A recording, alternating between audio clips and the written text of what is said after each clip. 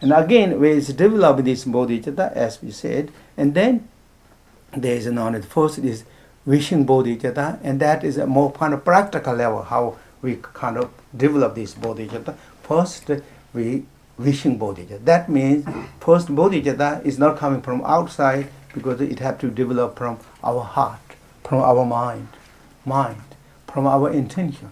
And so starting kind of first sizzling in your one's own heart. I like to help to other beings.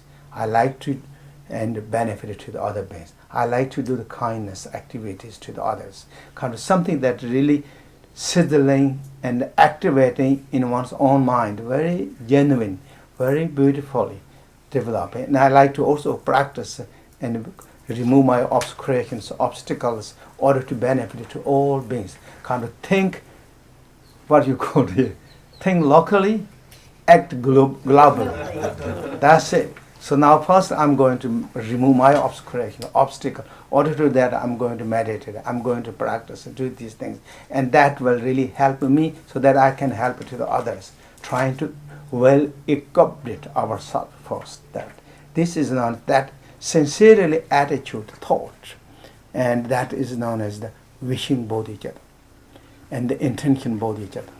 So once we have that thought, then we begin to activating bodhicitta. This wishing bodhicitta, again, of course, the reason you already know. I mean, it's not something that no that. This wishing bodhicitta, I like to help to other beings. It's very, very important. I mean, you know, all the beings of sentient beings, or the sentient beings, or all the other beings, everyone is struggling. Everyone is struggling their own status, own space. In the ancient time, it said kings struggling on the throne, and or kings struggling on the kingdom. Ministers struggling in the ministers' positions. Poor people are struggling in the poor status, and the rich people struggling in the rich status, and the beggars are struggling in the beggar status. That is just a kind of overview. Then each other, everyone has some trouble, something. Even they looks like so good, still there is something really going on, and the difficulties. This everyone has trouble. These are just human levels. And then all the different realms in thinking. There's so many difficulties, troubles. Then we all have the majority that inevitably there is 4 difficulties. And those are known as the birth, getting old, the sicknesses, and the death. And those are all difficult transitions. Even maybe birth we kind of celebrate. But birth is big transitions, both mother level and as well as child, the new baby level. It is big challenges. And once after that kind of transition passed, then next is getting old and the sickness and death.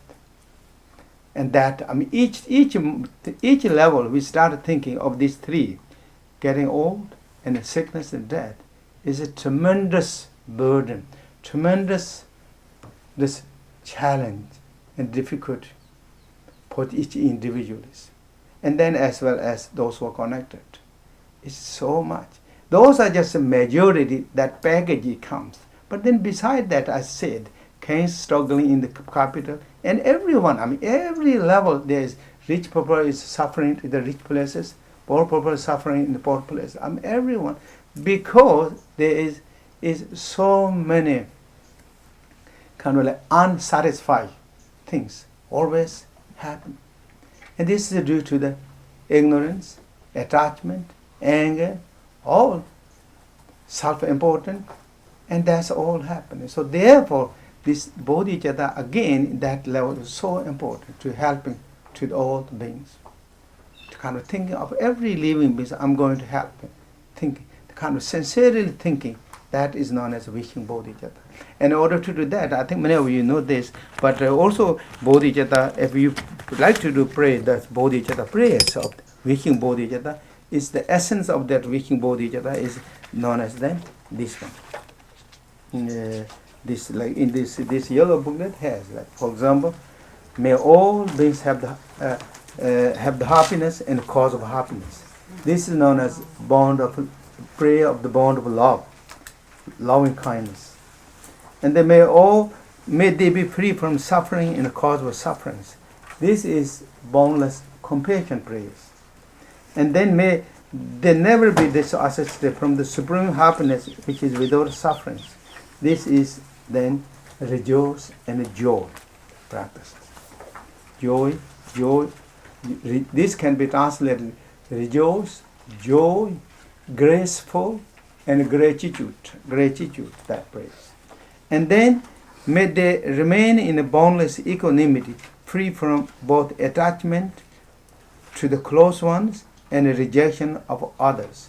This is the praise of equanimity, boundless equanimities, all living beings. So this is, again, this alone is so special practice. Prayers. If kind of like when you have the time and that if you can really chant these prayers and at the same time reflect this meaning sincerely in the heart and wishing what you're chanting, it is special power.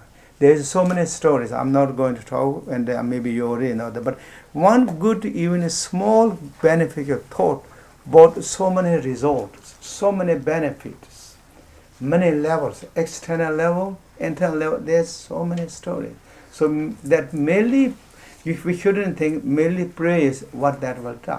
But when our powerful mind, when activated and kind of like when you release that energy to this space of Dharma Dhatu or the nature, it goes far beyond than we can imagine by the conceptions.